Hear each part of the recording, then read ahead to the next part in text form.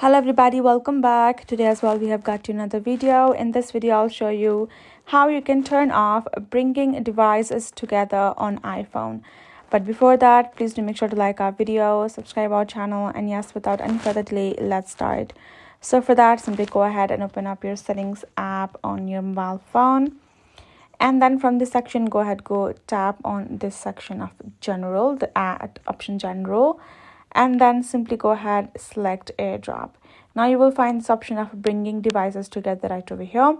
If in case it's turned on, the toggle is on like that, you will see this green section. All you have to do is tap on this toggle and it will turn gray, and that's all you need to do. And you can go ahead and go back to your mobile phone using it normally. That's all it needs to be done.